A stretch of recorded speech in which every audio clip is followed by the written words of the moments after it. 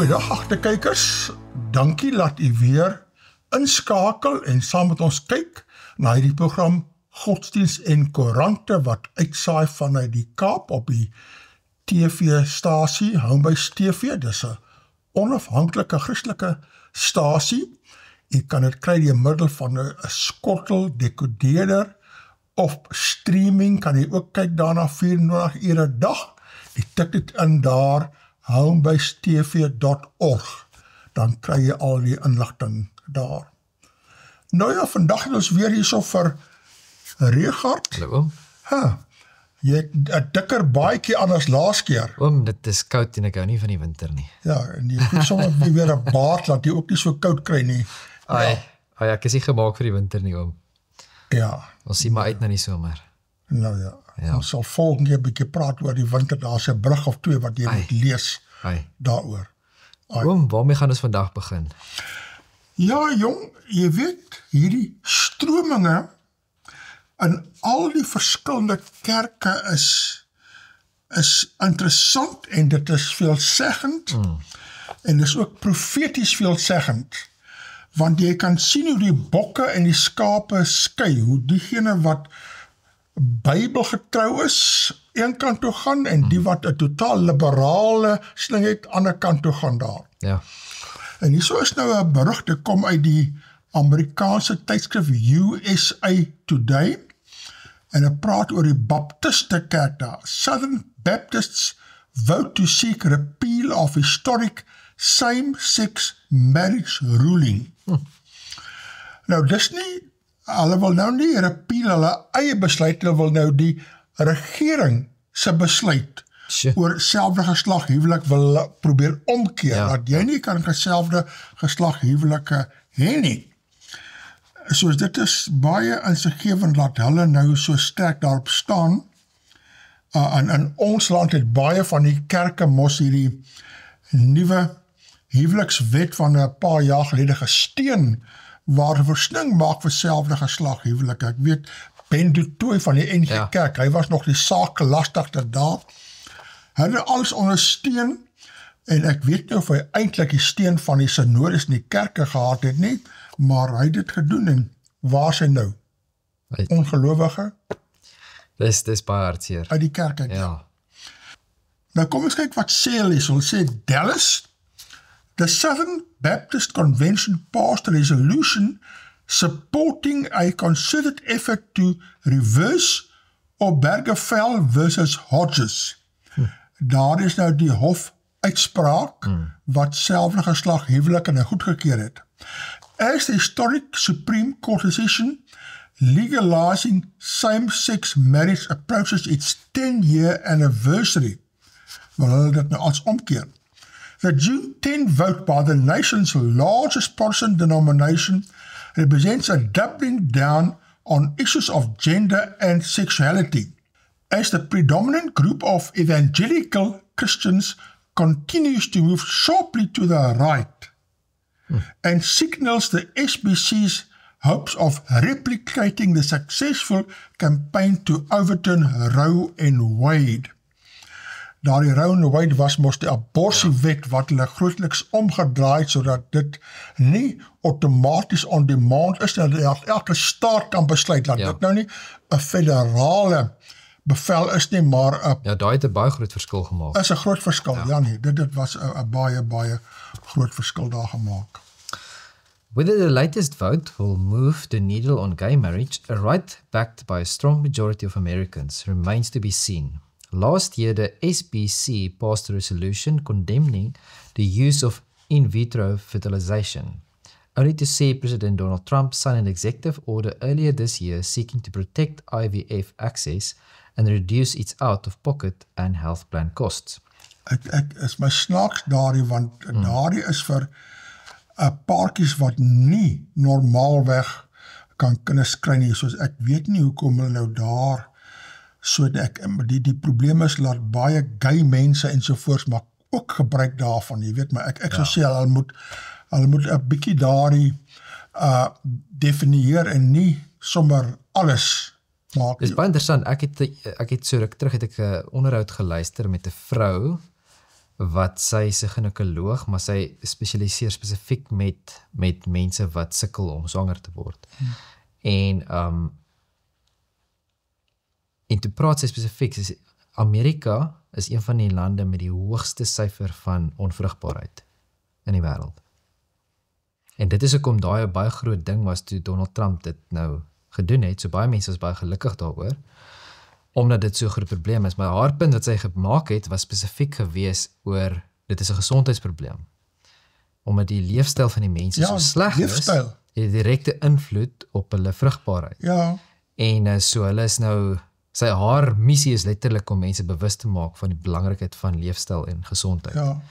Maar So, dit is maar net 'n interessante gedagte. Eet hamburgers en Coke. As hamburgers en Coke. En baie mense drink 'n paar liters Coke 'n dag uit wat nie gesond is nie. Ja, al die suiker en al daai preservatiemiddels en al die geprosesseerde goed, jy weet, dit is nie baie goed vir mense nie. So Absoluut, né?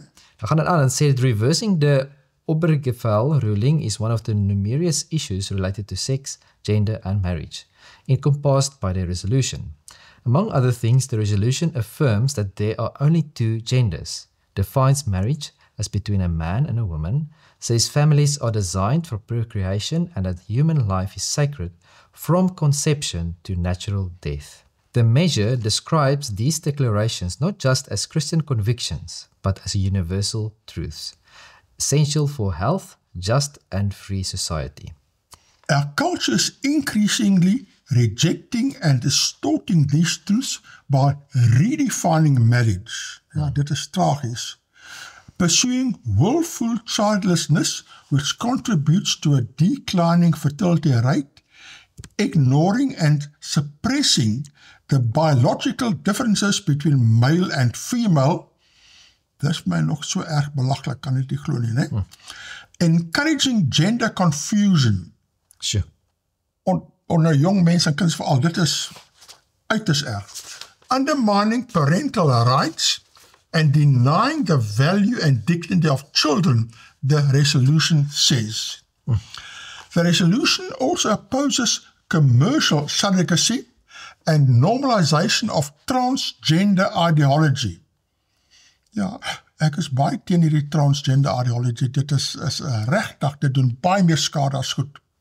Die ding is, selfs vir daai spesifieke mense, want baie mense kom en dan probeer hulle die punt te maak dat, omdat daar mense is wat teen hierdie transgender ideology is, of hierdie hele framework of die gedagtegang van dit alles, het dit 'n negatiewe impak op die verstandelike gesondheid van hierdie mense. Maar dis eintlik nie so, dis eintlik die teenoorgestelde, is die keuses wat hulle maak, is wat daai negatiewe impak het op hulle verstandelike gesondheid. Ja.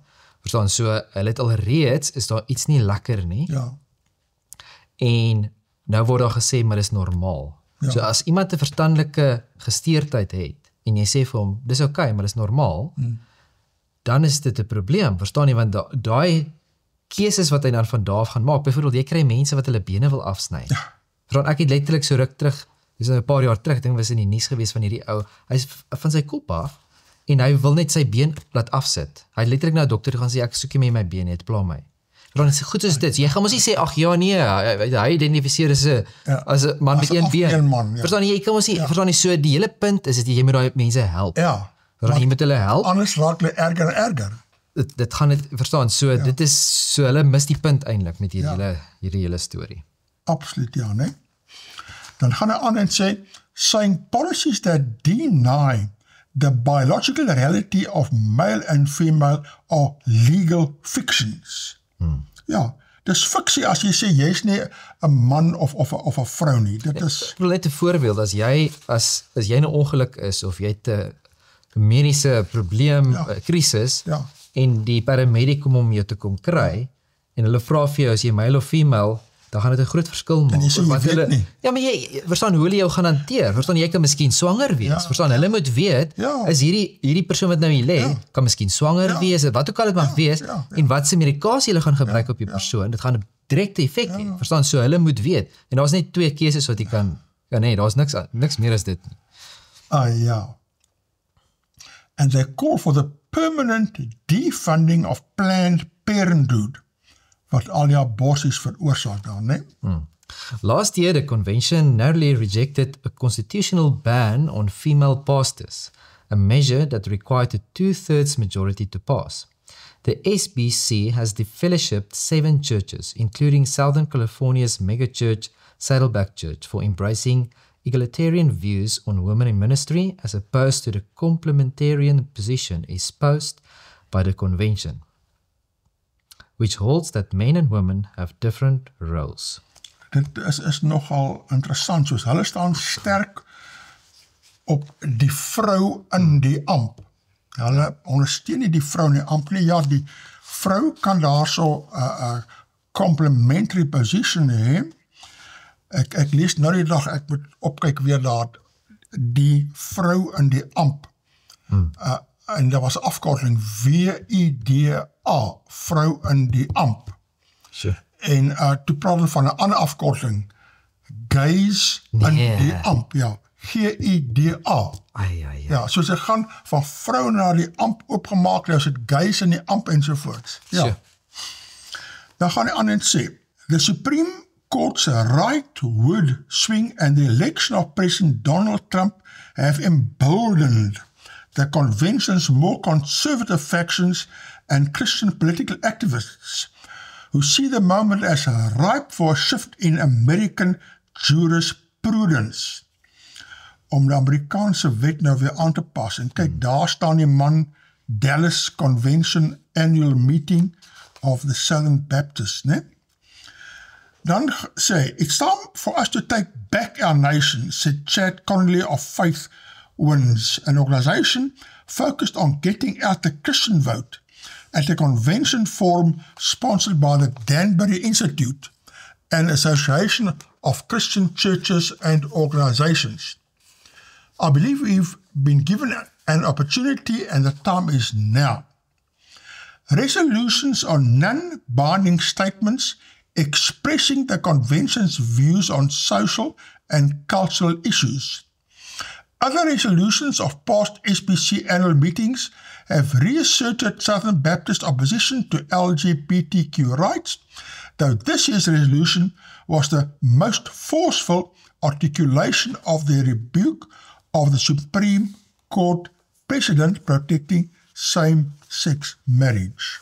It is sinful to approve of homosexual immorality or transgenderism, and that such approval constitutes an essential departure from Christian faithfulness and witness.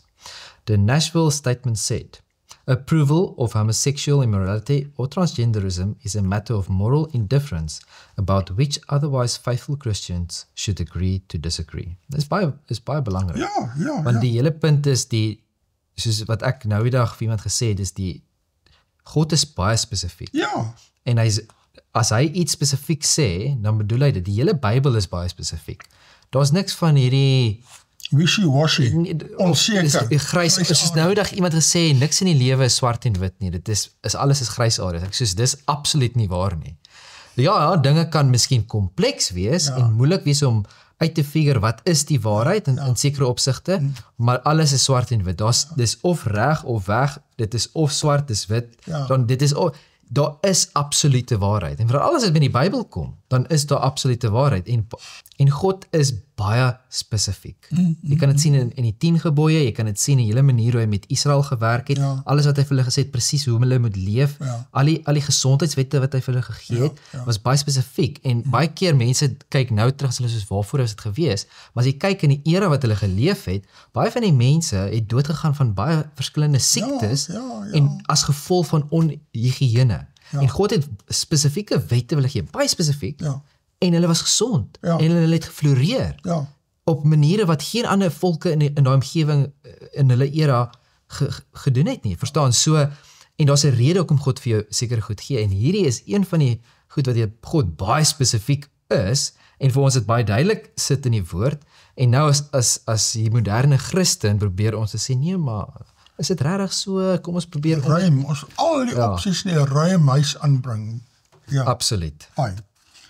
Dan gaan hy aan hierso en hy sê, we know that we are in the minority on this issue, but we want to be a prophetic minority, Burke said. We don't mind being countercultural when it comes to marriage. We want to bear faithful witness to God's good design. Yeah, God's good design. That marriage is the conjugal union of one man and one woman. Ja, soos ons sê, baie dankie vir hierdie Southern Baptist, wat nou so 'n sterk standpunt inneem, ten opsigte van die Bybelse waarheid oor die huwelik en oor man en vrou. Well, dan het ons hierso die opskrif hierso sê, Southern Baptists consider move to overturn same-sex marriage. En dit kom nou uit die Catholic Herald uit. Baie interessant. Ja, ons gaan die volgende paar dae verskillende berigte uit die Catholic Herald plaas en in Amerika is die Katholieke baie sterk en hulle plaas nie net berigte oor hulle eie kerk nie, hulle plaas ander berigte ook waar hulle perspektief gee ensovoort. So hulle bring 'n paar nuwe punte uit in daardie berig daar. Dan gaan dit hierso, dan sê dit hierso, the SBC's resolution committee has put forward 8 proposed resolutions for the meeting, covering issues from gambling and pornography to gender ideology. So is interessant, so hulle gaan 'n paar verskillende 'n hele paar hanteer. Dit is nie net en al die dinge. Dis nie net een ding. Pornografie, alles ja. Other proposed resolutions take aim at what Southern Baptist leaders describe as harmful elements in society. One measure on the predatory nature of sport betting. En dit is 'n groot ding, nee. Ek bedoel, daar's soveel maatskappye wat oppop oral wat Ongelooflik. en is net om te dobbel. Ja. Dis ongelooflik. And it takes aim at the rapid expansion of legal gambling as a serious spiritual and social concern. It urges pastors to educate the congregation about the deceptive sin of gambling and to support those struggling with addiction, while also calling on authorities to curb sports betting through legislation. Nou op hierdie spesifieke punt, ek het so rukkie terug het ek 'n onderhoud geluister toe ek op die pad was.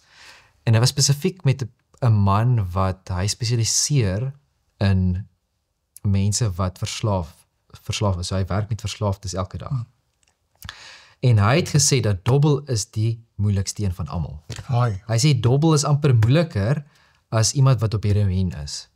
En normaalweg is dit mense wat op heroïne en daai vreeslike dwelms is, weet, dit is amper die moeilikste van almal. Hy sê dobbel is die ergste, want hy sê met al die ander goed wat mense op verslaaf is, het dit 'n baie negatiewe effek op jou lewe. Ja. Nee? Nou dobbel het ook, maar dit kan ook die teenoorgestelde hê. Verstaan? So daar's baie keer mense wat hulle sal dobbel of hulle sal verslaaf wees aan dobbel en 'n vriend sal ook verslaaf wees aan dobbel en dan sal die vriend wen. Dan wen hy miljoene. En dan help dit hierdie nog verder in die slaggat af of jy weet in die want of die afgrond af, want dit is altyd die hoop. Ja, al die hoop is daar. Verstaan nie so en net miskien dan wen hy iets maar klein, maar hy wen iets. Dan is soos dan voel hy baie goed daaroor. Verstaan? Dinge kom nou reg. Verstaan? Sy plan het werk. Verstaan? En dan is dit net nog erg en hy sê my persoon uit dit uit te kry. Dit is so moeilik. So mense besef nie eintlik hoe erg dit is nie. Dan gaan dan similarly a resolution to ban pornography labels it a distortion of God's gift of sexuality and presses state and federal lawmakers to outlaw the creation and distribution of pornographic content across all media. En dis ook 'n groot ding, nee. Ek het nou die dag toe daar's 'n spesifieke film wat so ruk terug uitgekom het spesifiek oor mensenhandel. En deel van die statistieke, as ek dit nou reg onthou wat hulle ook gegee het, was dat dis een van die grootste, ek wil sê, besighede in die wêreld. Dit is triljoene, nie biljoene nie, triljoene die hoeveelheid geld wat gemaak word deur mensenhandel en 'n deel van dit is pornografie. Ja. So mense het geen idee hoe erg dit eintlik is nie. Weet, ons leef in ons eie bubble of ons eie wêreldjie. Ons het geen idee hoe erg dit werklik is nie. Dan eindig hy af so, hy sê, these resolutions once adopted are not laws but formal declarations of the convention's values and priorities. By approving such statements, Southern Baptists aim to influence public policy. Jy sien, daardeur wil hulle die kiesers en die staat beïnvloed om dit in herwerking te neem. And rally the members in advocacy consistent with their religious convictions. Hulle lidmate en ander moet optree volgens wat hulle glo die Bybel glo. The convention is taking place at the K. Bailey Hutchinson Convention Center in Dallas, Texas from Sunday 8 June to Wednesday 11 June. The 4-day gathering is expected to draw approximately 20,000 attendees. Ja, is 'n klomp mense, né? Dit is 'n hele arena vol mense. Ja. Including church delegates known as messengers. Soos daar sê nie afgevaardig nie, daar sê Dis jy 'n 'n messenger. boodskapper. Jy moet seker daarna as 'n messenger uitgaan, Jy moet né? die boodskap terugvat. Ja, terugvat. Ja. Along with guests and observers. Sjoe, Sjoe. Ja, dit is nou nogal dis baie interessant, né? bly dat hulle daai doen. Dan gaan ons so oor na die aktiwiteite van die NG Kerk en daar kry ons nou die teenoorgestelde eintlik, Ai, waar hulle nou kategese boeke het wat die gay leefstyl bevorder sjoe. en coming out bevorder Sure. en Ons het mos 'n opname gehad wat spesifiek ook dit genoem het toe. ja, Daai onderhoud wat ons gehad het. ja. En kyk, hierdie is 'n brief wat geskryf is deur Reinier Nel. Ja, Hy het daardie gemaak. En daar's nou al meer as 2000 mense wat gekyk het na sy video-opname daar. sjoe. En ek het nou gaan opcheck, net nou, toe kyk ek na my selfoon en ek gaan daar na die web en ek tik dan Reinier Nel video. Ja, En onmiddellik vat hy my na die video toe. sjoe. Soos as daar kykers is wat graag na hierdie baie belangrike video wil kyk van Dominee Reinier Nel van Betoelie, is baie maklik.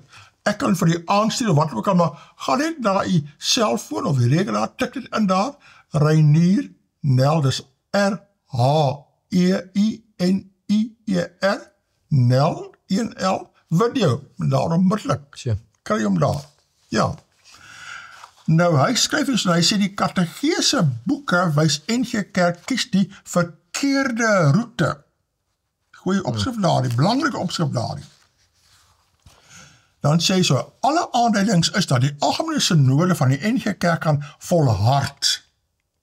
Sjoe. Ja, daar die Southern Baptist volhard in die ander rigting en die NG Kerk volhard in die Maar teenoorgestelde. amper verhard hulle harte. Ja.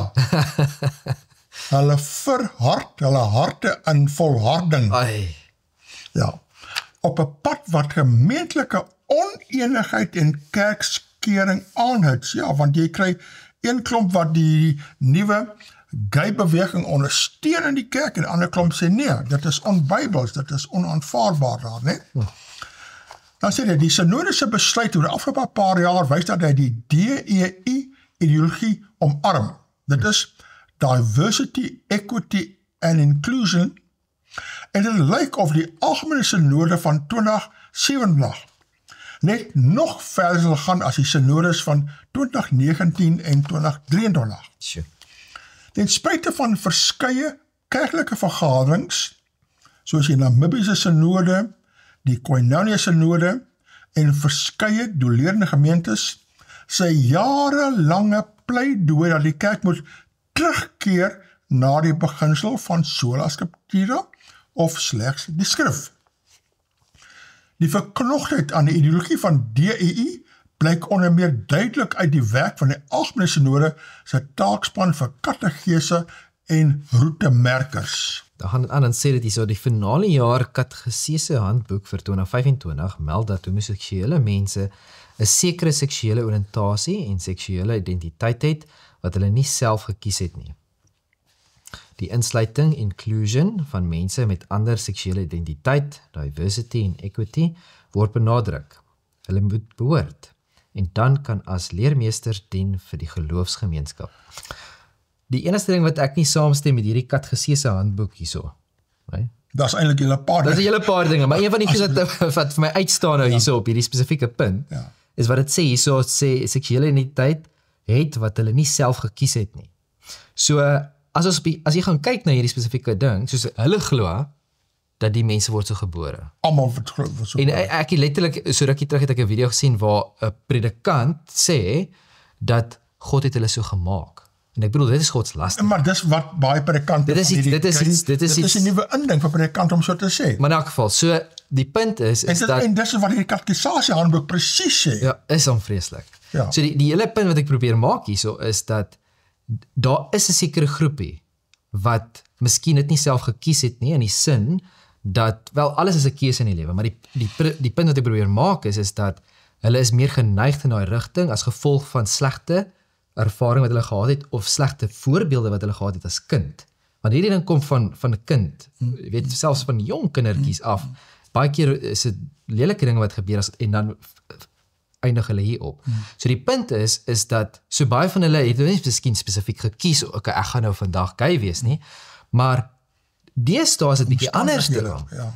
Daar's 'n studie wat gedoen was en 'n spesifieke opname wat gedoen was nou, ek dink so 4-5 maande terug, wat hulle gekyk het na die statistieke van die LGBTQ beweging, wat ook al in die hoeveelheid jong mense wat spesifiek wat behoort nou daaraan in vergelyking met 10 jaar terug en 15 jaar terug.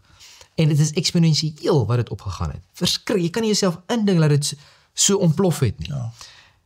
En die hele punt wat daai studie wat hulle nou gedoen het, is dat as iemand iets sê oor oom wat negatief is, dan gaan hom nie regtig veel gepla wees. Ja, dit kan miskien 'n bietjie pla, maar dit is nou maar wat dit is, né?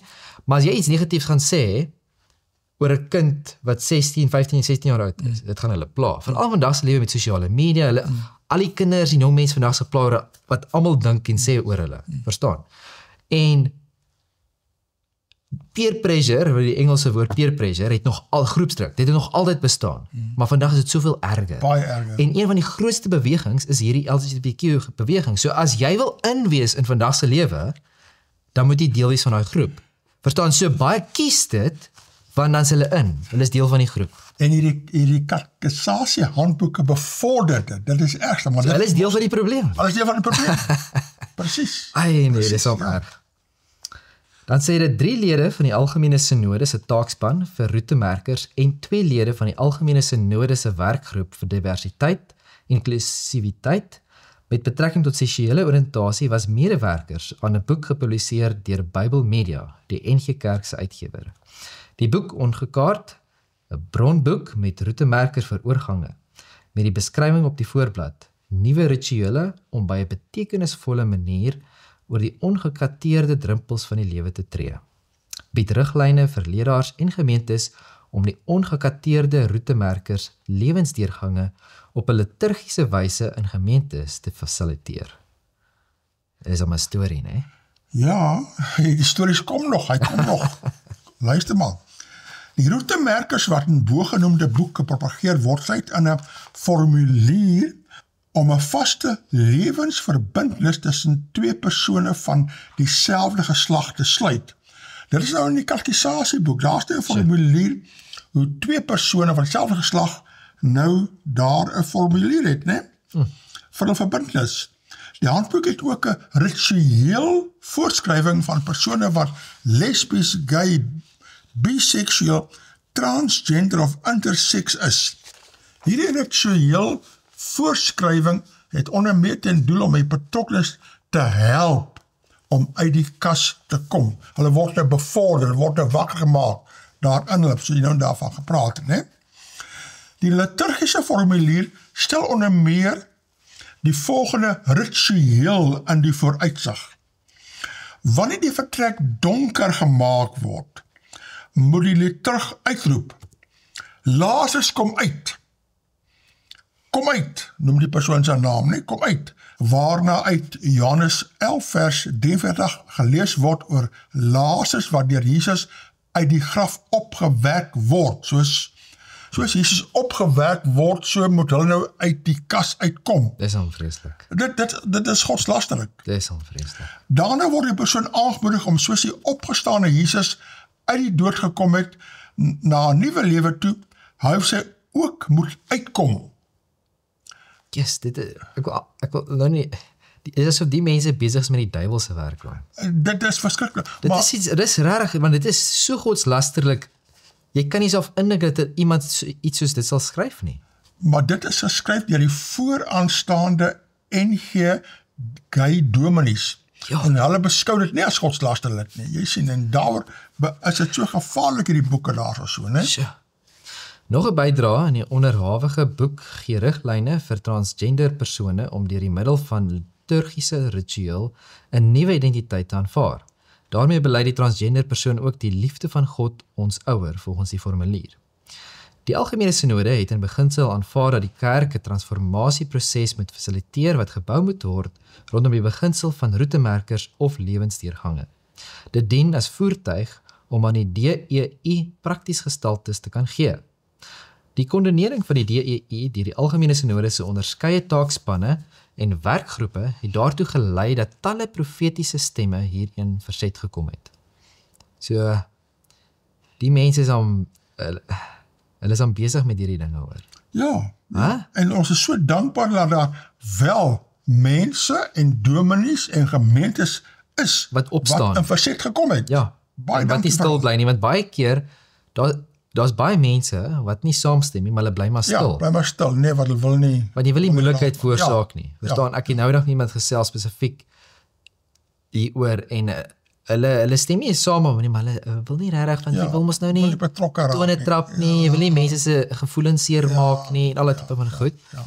En wat ek nou dag ook vir iemand genoem het, is Jesus het spesifiek gesê, gaan en sondig nie meer nie. Ja, Het hy dan op mense se tone getrap en sê, jy moenie meer sondig nie. Verstaan, dis 'n probleem. Sonde is 'n probleem en ons moet wegbeweeg daarvan. En die enigste oplossing daarvoor is dat ons moet weet wat is die waarheid. absoluut.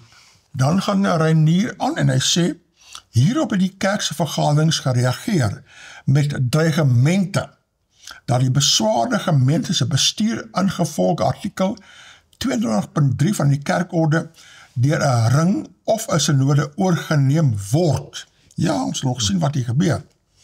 Die verdediging van DI deur die Algemene Sinode se onderskeie taakspanne en kommissies eis 'n hoë tol wat kerklike integriteit in Suid-Afrika betref. Onder aanvoering van president Donald Trump neem Amerika tans sterk standpunt in teen DEI. En Europa het ook bygekom. Engeland se hoogste hof het onlangs beslis dat daar juridies net 2 geslagte bestaan, manlik en vroulik. Dit sal 'n skerp kontras by die Algemene Sinode se mistasting dat daar 'n hele spektrum geslaglike oriëntasies is. Jy sien die Algemene Sinode tas meer en meer mis en hier is 'n geweldige groot mistasting. Die NG Kerk sal daadwerklik moet terugkeer na die boodskap van die Bybel. Indien nie, gaan hy saam met die skande van die kerklike apartheidsteologie ook die albatros dra van die skande van DEI. Ja. Ja, baie goeie briefie deur Dominee Reinier en dit gaan natuurlik op die reaksie kry. Hierop gaan mense nou reageer. Nou hierso is die eerste reaksie om. Briefskrywers mislei NG lidmate oor kategesesie. So uiteindelik is hy nou nie baie happy oor die brief nie. En wie skryf dit daar? Dit is nou Dominee Jan Lube. Ja, hy is nou die moderator van die Algemene Sinode en die Vrystaat Sinode, nou sê Dominee Reinier mislei Dan sê dit hierso. lidmate. Die brief van Reinier Nel van Betuli, Katekesese boek wys NG Kerk kies verkeerde roete, as ook verbandhoudend skrywes van Henriette Klasing, Bernard Fieker en Pieter de Jager in dieselfde trant die afgelope week in rapport en netwerk 24, is die jongste poging om die NG Kerk en haar bediening verdag te maak en lidmate en die leserspubliek te mislei. Daar bestaan nie so iets soos die finale jaar Katekesese handboek vir 2025 van die NG Kerk nie. NG Kerke reg deur die land en in verskillende sinodes gebruik 'n verskeidenheid van katekesese materiaal en metodes wat deur die kerkrade van daardie gemeentes goedgekeur is en deur hulle leraars, jeugwerkers en ouderlinge gebruik word. Daarin is die Bybel die basiese leerboek vir ons kinders en doen dominees moeite om veral in afrondingsjaar ons gereformeerde belydenisgrondslag vir katekisante oop te maak. Vanjaar in verskeie gemeentes ook die 1700 jaar oue belydenis van Sia. Die publikasie roetemerkers waarna Nel verwys, berus op 'n verslag wat deur die Algemene Sinode van 2023 goedgekeur is, waarvan Nel deel was, en wat bedoel is om jonger en ouer lidmate in gemeentes te kan begelei Mooi begelei, né? Ja, stadig begelei in die verkeerde rigting in. By lewensoorgange op hulle weg van geloofsgroei, soos by die doop, begin en einde van 'n skoolloopbaan, volwasse wording, geloofsbelijdenis en diens in 'n gemeente. Dit is baie mooi daar, Mooi woorde. maar hy voeg nie by waar hulle nog bely nie. Die ding is, hy pad nie, né? gee nie die detail. Soos ons het nou gesê, God is spesifiek. Hy is nie baie spesifiek hier nie. Hy ignoreer die ander dinge wat hulle ook aan lei en mislei. Onderliggend aan die verslag was die oortuiging dat ons kinders en jong mense ten diepste aan God behoort en dat dit hul identiteit bepaal. Roetemerkers is geskryf deur leraars en teoloë wat oor jare medewerkers was in taakspanne van synodes oor jeugwerk, katgesese en die begeleiding van jong mense. Die boek is nie voorskriftelik nie en die besluit om dit in hul jeugwerk te gebruik of nie, berus by 'n kerkraad en leraar in hulle eie konteks. Ongekaar die ander publikasie van Bybel Media waarna Nel verwys, is 'n omvattende pastorale hulpbron vir leraars wat dit sou wou gebruik om lidmate deur moeilike monumente in hul lewens, soos by die verlies van werk, egskeiding, trauma of siekte by te staan. Die boek bevat wel ook bydraes oor seksuele identiteit en oriëntasie wat inderdaad uitdagings bied vir jong mense in die wêreld wat anders geword het. So hy sê die wêreld het nou anders geword, né? Maar die Bybel en God se boodskap en die waarheid het nie anders geword nie. Miskien dis die probleem. Hulle het nou dit herskryf Om aan te pas by die nuwe wêreld, die ander wêreld. Ja. Die inhoud van daardie hoofstukke reflekteer die persoonlike oortuigings van individuele skrywers. Dis belangrik dat hy daai noem, né? Dis persoonlike oortuigings. Dit is nie Bybelwaarheid nie. En is geensins gekoppel aan 'n taakspan van die NG Kerk of aan 'n synode of vergadering van die NG Kerk se goedkeuring voorgelê nie. Net so min bestaan daar besluite van die NG Kerk se vorige algemene synodes oor transformasieproses, wat as voertuig moet dien om aan DEI praktiese gestalte te gee of om DEI ideologie te kondoneer of te verdedig. Wel neem ons die voorbeeld van Jesus oor die waardigheid van alle mense ernstig op, soos wat die woord van God ook vir ons riglyne gee oor ons optrede teenoor mekaar, en soos wat Paulus byvoorbeeld konkreet geskryf het oor die insluiting van almal wat in Christus glo by die gemeente, ongeag hul etnisiteit, kultuur of geslagtelikheid. Galasiërs 3. Laat ons hierin en hierdie tye dan veral ook by die waarheid hou. Interessant dat hy afeindig met die waarheid. Ek wonder wat is sy definisie van waarheid. Ek sal baie graag wil weet. Hy's 'n baie goeie skrywer. Ja. Baie goeie skrywer. Maar Hy sê baie sonder om regtig veel te sê. En hy raak nie die direkte punte wat Reinier Nel daar uitgelag het nie. Hy ignoreer daardie kant. Dit is vir my baie snaaks, want ek nou daai brief het ons nou deurgegaan en nou lees ek hierdie een en dit voel vir my asof hy nie as dit amper niks te doen het met daai. Dis asof hy net 'n stelling maak. Ja. 'n Algemene stelling maak. 'n geruststellende stelling. Ja, maar nie, dit is nie 'n antwoord of op 'n direkte brief op daai nie. Want ek sien nie enige spesifieke punte wat hy aanhaal nie. Ja. So dit is vir my Kom ons kyk wat die ander mense nou sê in antwoord. Nou hierso is Henrietta Klasing. Ons sê dankie vir Henrietta wat nou haar pen opneem en bietjie perspektief hier bring. En sy sê hierso, Dominee Jan Libbe se skrywe, waarna onder andere verwys word na 2 boeke, Roetemerkers en Ongekaardheid betrekking. Oor roetemerkers skryf Dominee Libbe dat die boek nie voorskriftelik is nie en die besluit om dit in hulle jeugwerk te gebruik of nie, berus by die kerkraad en leraar in hul eie konteks. Regtig? Vraagteken? Vra sy? Dominee Libbe sal seker onthou dat op 7 November laas jaar 'n omsendbrief aan leraars en kerkrade gestuur is wat verwys na 'n vergadering van die algemene synodale moderamen van Oktober 24. Hierdie omsendbrief word uitgestuur in aanhalingstekens, wat uithaal daar, sodat predikante, kerkrade en lidmate die rasionaal van die roetemerker besluit goed verstaan ten einde heelhartig in te koop daarop. So is baie duidelik het die Algemene Synode gesê, hulle wil hê al die kerke en dominees moet inkoop in hierdie nuwe boodskap wat 'n baie sterk gay boodskap insluit. Voorts word kerkrade aangemoedig om aktief voort te gaan met die infaseringsproses. Is 'n geweldige ding daarin, hè? In 'n brief aan die kerkbode kan roetemerkers die kerk op 'n verkeerde roete lei.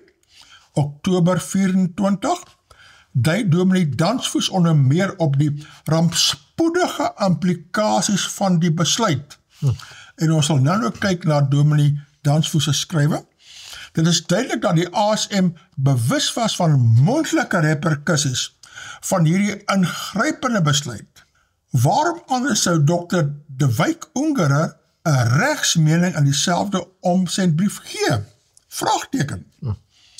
Oor die boek Ongekaas skryf dominee Libbe.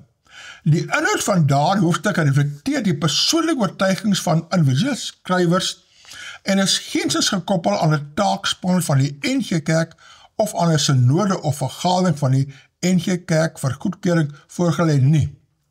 Tog, wen die boek een van die Andrew Murray pryse, wel gekoppel aan die NG Kerk? Vraagteken.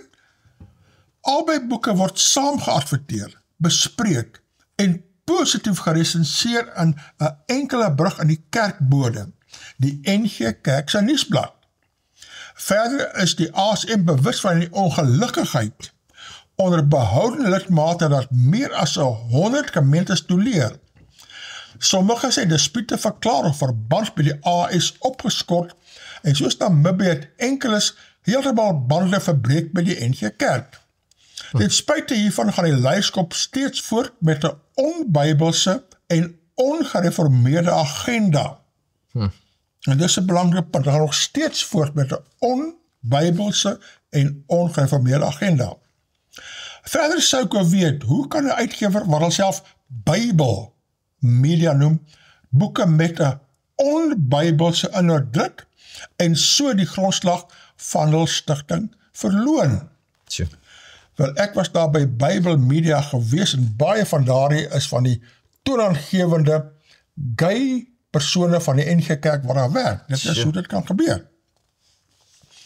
In die laaste paragraaf gee dominee Libbe Galasiërs 3 vers 26 tot 29 as voorbeeld van insluiting van almal wat in Christus glo by die gemeente, ongeag hulle etnisiteit, kultuur of geslagtelikheid.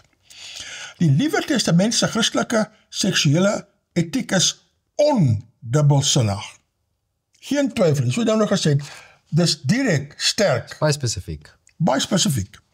'n voorbeeld is die gedoopte lidmate van die Korintiese gemeente wat hulle onderwerp het daarin, 1 Korintiërs 6.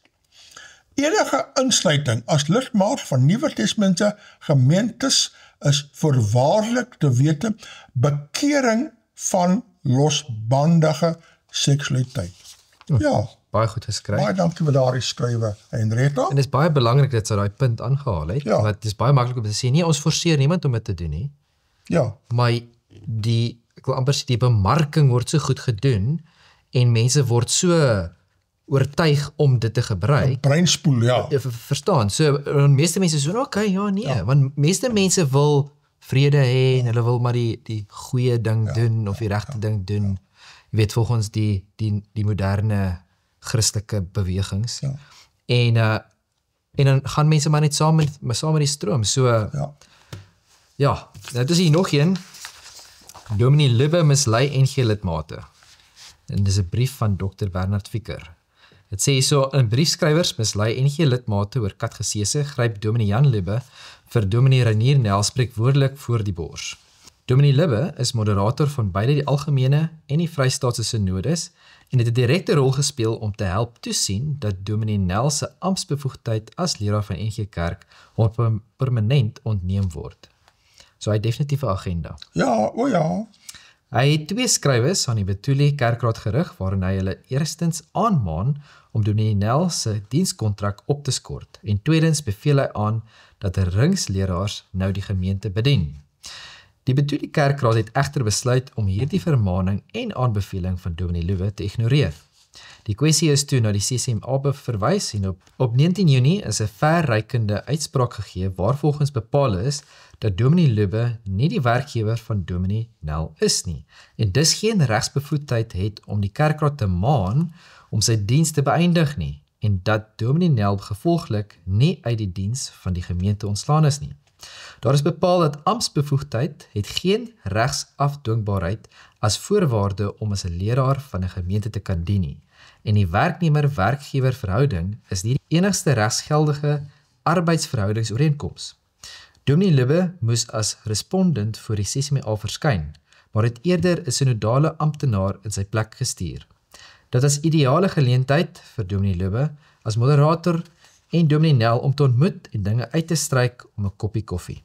Maar ongelukkig gebeur dit nie en duur die vervolging en victimisering van dolerende en skrifgetroues dominees onverpoost voort, want hulle mos glo nie locus standi nie.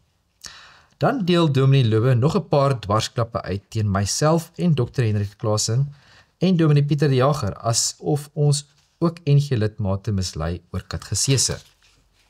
Nou wonder ek of Dominee Loewe ooit die katgesese boek Roetemerkers en Ongekaart self deurgelees het. Hulle is geskryf deur onder andere die NG Kerk se voorste gay dominees en gay ondersteuners ten einde die NG Kerk se nuwe gay dogma te bemark en katkisante se koppe te draai en 'n nuwe gay dogma op hulle af te dwing. Die inhoud is skrikwekkend. Daarvolgens is gay persone in die beeld van God geskape. Beteken dit dat God nou ook gay is? Rituele vir gay wees en uit die kas te klim word uiteengesit en voorgelê, maar dit is die godslastering in die boeke wat die ergste is en teen hemele skree. Die parallelle wat getrek word tussen uit die kas te klim en in Christus en ander se handelinge op aarde is te skokkend vir woorde. Om roetemerkers daar te stel en ongekaart die gay wêreld te betree, soos in hierdie boeke voorgestel, is gay propaganda op sy beste. Voorheen was daar gespot met 'n NG Gay Kerk, maar hierdie boeke bevestig hoe die NG Kerk ten volle gevorder het van behoudend tot 'n voorste en gay kerk.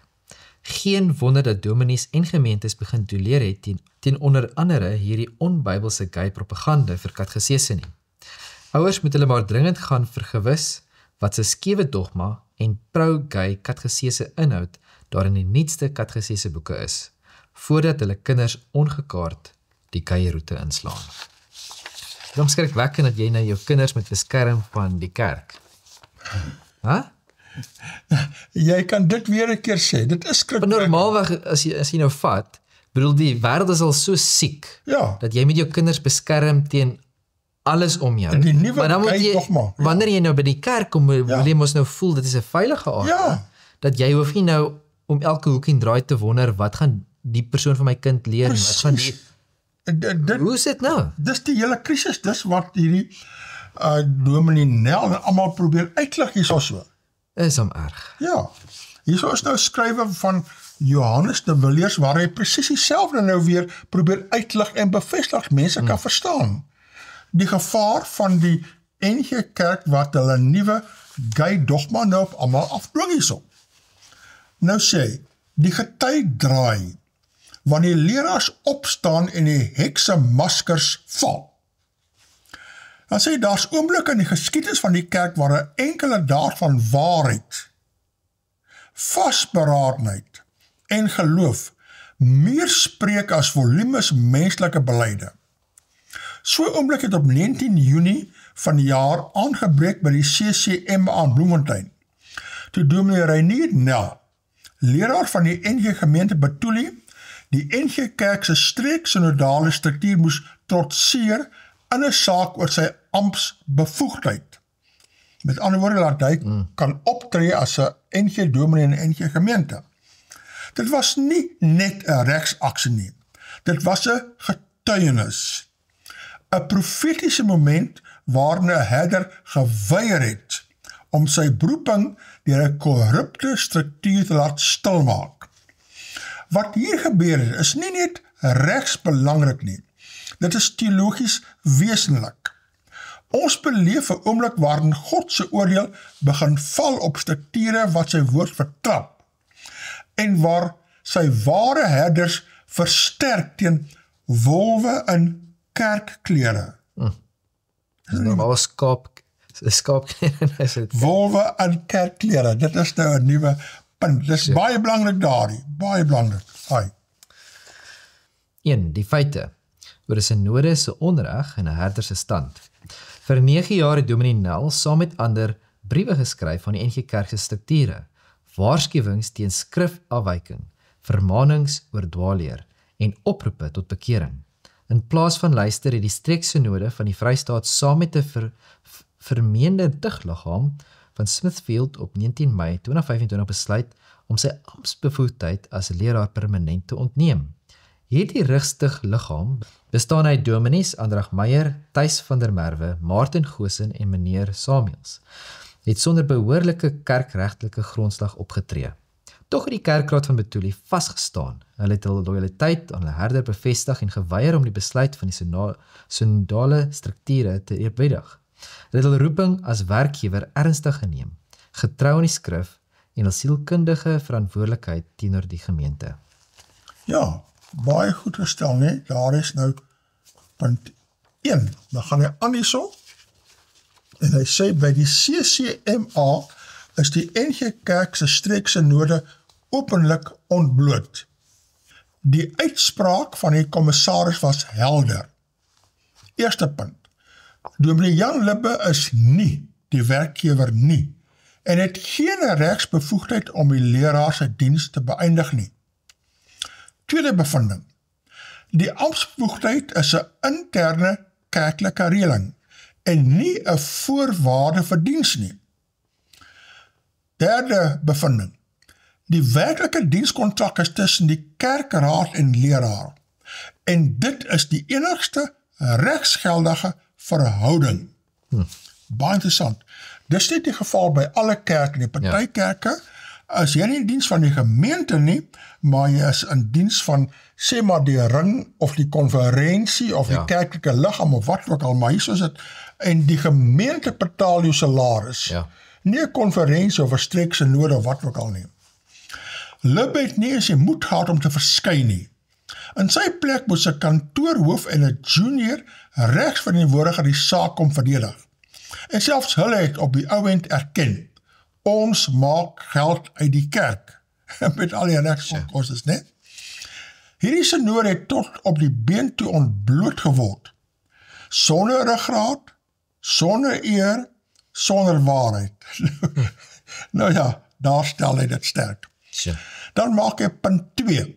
Wanneer die hekse begin huil, daar is 'n rede hoekom ek die gedrag van hierdie strukture as heksagtig beskryf. Want soos Samuel die profete wou stilmaak, want soos Saul die profete wou stilmaak, 1 Samuel, soos Agab vir Elia gesoek het om hom die verstoorder van Israel te noem, 1 Konings, so het synodale maghebbers soos Dominee Jan Libbe en ander by monde van hul rings tugstrukture gepoog om leraars in gehoorsaamheid aan God stil te dwing. Maar die keer het die hekse verkeerd bereken. Die gemeente het opgestaan. Ja, ons is baie dankie vir die Betulie gemeente, as 'n klein gemeente, wat opgestaan het, nee, met mannemoed en leeuwemoed. Die CCMA het nie vir hulle gebuig nie, dis nou vir die synode nie, nee? En die waarheid het ten spyte van hulle pogings die daglig gesien. Die reg van 'n saak kom van die Here, Spreuke 29 daar. Die derde punt, kerkreg onder die loep. Hierdie uitspraak verander die spel. Die huidige kerkorde en tugreglemente is nie net ondoeltreffend nie, dit is volgens die CCMA irrelevant in arbeidsgeskil konteks. Wat beteken dit? Eerstens, geen ring of synode het enige reg of gesag om 'n leraar uit diens te stel nie. Tweedens, slegs die werkgewer, die plaaslike kerkraad, het daardie bevoegdheid. Dan derdens, synodale strukture wat leraars intimideer om uit eerbied vir tug hulle poste te verlaat, tree buite die wet op. En dan vierdens, die CCMA sal nooit 'n kerklike appel afwag nie. Die wet gee direkte toegang tot elke werknemer. Hiermee bevestig die reg wat ons lankal skriftuurlik geweet het. Christus self is hoof van die gemeente, Efesiërs 1:22. nie 'n synodale moderame nie, nie akademikus nie, nie Dominee Jan Lubbe nie. Dan punt 4 vra hy, wie is Dominee Jan Lubbe? Dominee Lubbe is die voorsitter van die NG Kerk se synodale moderamen in die Vrystaat. Maar onder sy leiding het tigprossedures in magsvergrype ontaard. Hy het, eerstens, ringe aangemoedig om gemeentes en leraars wat skrifgetrou staan met tig te vervolg. Ons sien dit oral, né? Tweedens, sy gesag misbruik om dienskontrakte te probeer beïnvloed. Iets wat regsgewys om niks aangaan nie. Derdens, selfs geweier om op appelle behoorlik te reageer of persoonlik op te daag vir verantwoording. Hierdie man behoort nie predikante terug nie. Hy behoort self onder tig geplaas te word. En gemeentes moet onmiddellik sy gesag verwerp. Hy praat hard, né? Hard en direk. En die 5de punt, wat moet ons nou doen? Leraars, kerkrate en lidmate van die NG Kerk. Die tyd vir versigtigheid is verby. Die tyd vir geloofsmoed het aangebreek. Eerstens, verset julle teen alle onregmatige tugverhore. Moenie langer vrees vir die ring of synode nie. Maak 'n saak sodat die regskoste betaal word soos in Dominee Renier se geval. Die getuie is besig om te draai.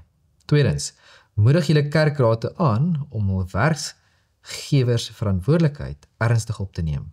Laat hulle vasstaan soos Betuli. Die Betuli is nou 'n goeie voorbeeld van wat ander kerke moet doen, né? Ja. Stuur verklaringe van gewetensverzet en steun aan Dominee Nel en ander vervolgde leraars. Vierens, begin gemeentes groepeer wat die woord eerbiedig en Christus as hoof bely. Breek weg van strukture wat die evangelie verraai. Dan sy laaste punt 6 hierso aan Dominee Renier Nel en die ware herders. Dominee Nel, u moet getuig van 'n herder wat nie vlug wanneer die wolwe kom nie. U het gestaan nie vir die eie naam nie, maar vir die eer van Christus en die waarheid van sy woord. U het gewys dat 'n ware leraar nie in diens van synodale strukture is nie, maar in diens van die Here van die oes. U beplan nou 'n hofaksie teen die tugliggaam en ons staan agter u. Die kerk het manne van u kaliber nodig, geanker in die skrif, onverskrokke in geloof en getrou aan die roeping. Mag ander leraars nou hulle stem vind. Mag kerkraad hulle reguit maak. Mag lidmate uit die slaap wakker word. Ja, die tyd om te besluit wie jy dien. God of mense is nou. Roep hard, hou nie terug nie, verhef jou stem soos 'n bassein en verkondig aan my volk hul oortreding. Jesaja 58. Ja, dankie aan Johannes de Villiers vir hierdie sterk brief. Dan is dit so interessant dat my gestuur die aanbevelings in 'n dokument van die gemeente van Betuli en daarin het hulle 'n hele paar punte. Hulle sê, eerstens, hulle neem slegs kennis van die bevindinge. En die kerkraad punt 2 spreek om uit teen die minagtigende wyse waarop die gemelde ringstigliggaam sonder die nodige ingryping deur die ringskommissie van die ring van Smithfield met die bindende en regsgeldige besluite van die kerkraad in die ring gehandel het.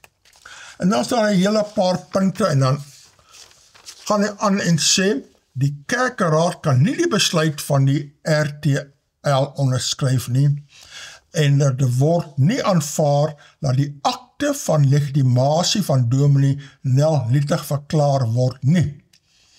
En punt 6, hulle verseker Dominee Renier Nel van sy onverdeelde loyaliteit en dat die kerkraad geen voorneem het om hom uit diens te ontslaan nie. En laastens sê hy, die kerkraad besluit dat indien die ring van Smithfield nie voor 31 Julie 2025, dis nou oor 'n maand, né? Ja. Uitvoering gee aan die ringsbesluit van 14 April nie, die gemeente Betuli uit die verband van die ring van Smithfield tree en ook nie meer verband met die Vrystaatse Noorde behou nie. Dit sal nie beteken dat die gemeente ophou om 'n NG Kerk te wees nie, maar vry van die NG verband sal bly voortbestaan, met behoud van die reg om saam met ander NG gemeentes weer in kerkverband te tree. Soos, Sure. daar's 'n ultimatum, hulle gaan uittreë uit synodale en ringsverband daar. Ja, wel, ons sien hoe die gety draai, né? Definitief. Baie dominees is geviktimiseer, maar nou die CCMA spreek hulle, ondersteun hulle saak daar. Definitief. Net om aan te sluit by hierdie, hier is nou 'n boodskap hierso van Daniel Lou, van Glo die Bybel. Ja. En hy sê so, ek loop vanaand vir Christo Creek van Charles Seliers raak. Hulle het nou ook weggebreek met 'n reusagtige meerderheid. As ek nou reg onthou, totaal aantal gemeentelede was 167, lidmate wat gestem het was 160, en dan lidmate teen die voorstel was net 1. Hulle gaan hulle voeg by die ander gemeentes wat weggebreek het. So is nou nog 'n gemeente wat Ja, weggebreek. baie sterk, klein gemeente, maar baie sterk behoudend al, ja. Sjoe. Wel, ons sê dankie vir almal wat sterk staan vir die waarheid. Ek wil kykers herinner onmiddellik na hierdie opname, die wat kyk op TV of op streaming, is daar die tweede aanbieding van Dominee Helgard Jansen van Rensburg, moet dit nie mis nie. As jy daarna wil kyk op YouTube, tik net in daar, Dominee Helgard Jansen van Rensburg video en hy kom op. Sterkte, ons sien die volgende week weer. Totsiens.